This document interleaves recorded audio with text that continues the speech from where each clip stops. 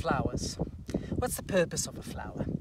A flower is there to make seed, to get pollinated, and then also secure the success of its species and the spread of the species.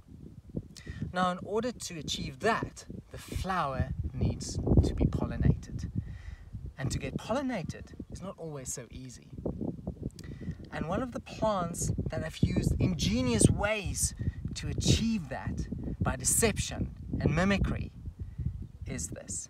This is called Gorteria diffusa, or the beetle flower.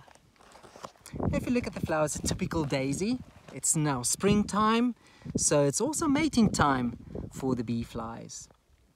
And this daisy, this Gorteria, knows it. So what it does is incredible.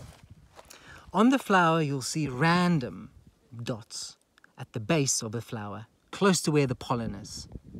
And these dots are not the same for each flower. Some have 2, some have 3, some have 5. 1 or 2 even has none. And that inconspicuous randomness of dots, that attracts the flies, especially the male flies. So they fly around and they look down and they see these dots and it's bumps. And they see a congregation of more bee flies, especially female bee flies. So they go to visit.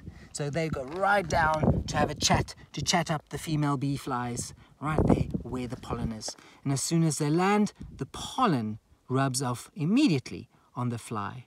It realizes in the end, I don't think this was a female. She's a bit silent. I don't like the silent type. And he goes and visits another flower with more dots.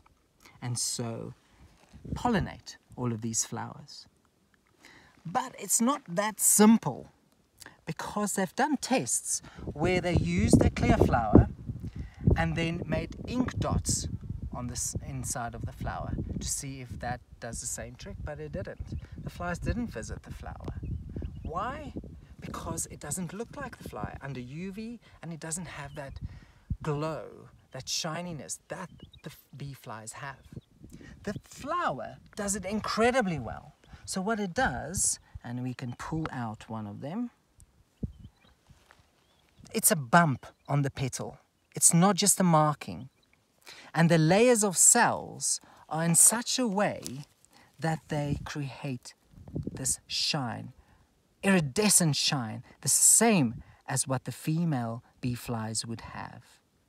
And that attracts the male flies. And they would visit all of these flowers to go and chat up a girl.